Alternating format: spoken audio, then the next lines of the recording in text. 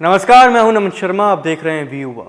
आज के कार्यक्रम में हम चर्चा करेंगे नरेंद्र मोदी सरकार के तीसरे कार्यकाल के पहले 100 दिनों की प्रमुख उपलब्धियां और फैसलों पर। मोदी सरकार ने अपने तीसरे कार्यकाल के पहले 100 दिनों में कई महत्वपूर्ण निर्णय लिए हैं जो देश के विकास और कल्याण के लिए महत्वपूर्ण साबित हो रहे हैं। सबसे पहले बात करते हैं एकीकृत यानी इंटीग्रेटेड पेंशन योजना की।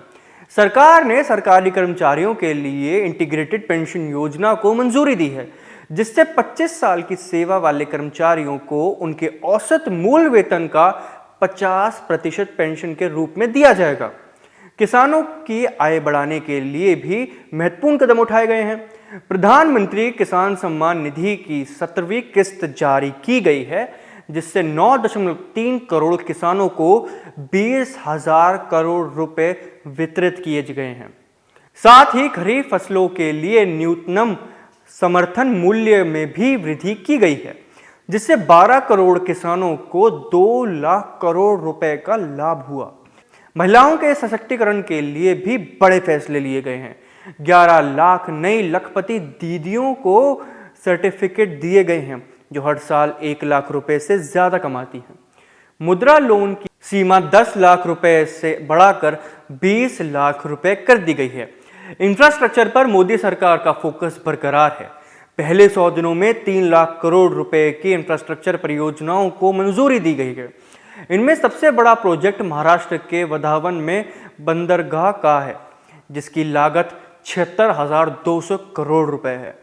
प्रधानमंत्री ग्राम सड़क योजना के चौथे चरण के लिए 49,000 करोड़ रुपए मंजूर किए गए, जिससे 62,500 किलोमीटर लंबी सड़क का निर्माण होगा।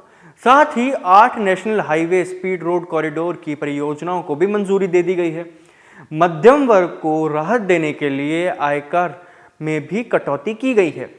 7 लाख रुपए तक की आय पर कोई कर नहीं लगाया जाएगा, जिससे वेतन भोगी व्यक्तियों को 17,500 रुपए तक की बचत होगी।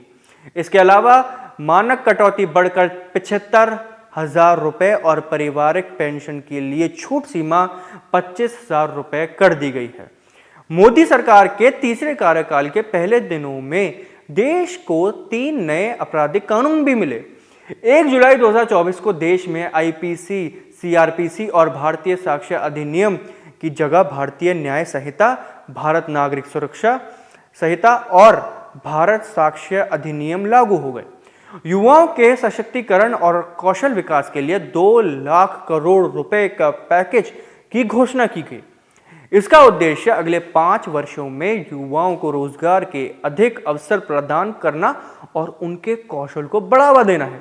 अल्पसंख्यक समुदायों के कल्याण के लिए भी महत्वपूर्ण कदम उठाए गए हैं। सरकार ने अल्पसंख्यक छात्रवृत्ति योजना के तहत 10 लाख छात्रों को लाभान्वित किया है। साथ ही मदरसों की जो डेवलपमेंट है उसके लिए भी विशेष योजना लागू की गई है। पर्यावरण संरक्षण और हरित ऊर्जा के क्षेत्र में भी सरकार ने महत्वपूर्ण निर्णय लिए हैं। 100 दिनों में 10 गीगावाट सौर ऊर्जा परियोजनाओं को मंजूरी दी गई है, जिससे देश की ऊर्जा जरूरतों को पूरा करने में मदद मिलेगी। प्रधानमंत्री नरेंद्र मोदी ने इन 100 दिनों के कार्यों को देश के विकास के लिए महत्वपूर्ण बताया है। उन्होंने कहा कि उनकी सरकार हर क्षेत्र में सुधार और विकास के लिए प्रतिबद्ध है और आने वाले समय में और भी बड़े कदम उठाए जाएंगे। तो ये थी मोदी सरकार के तीसरे कार्यकाल के पहले 100 दिनों की प्रमुख फैसले और उपलब्धियां। हमें उम्मीद है कि आने वाले समय में भी सरकार इसी तरह देश के विकास के लिए कार्य करती रहेगी। अभी के लिए सिर्फ इतना ही। आप देखते रहिए वी युवा न्यूज़। मैं था आपके साथ नमन शर्मा।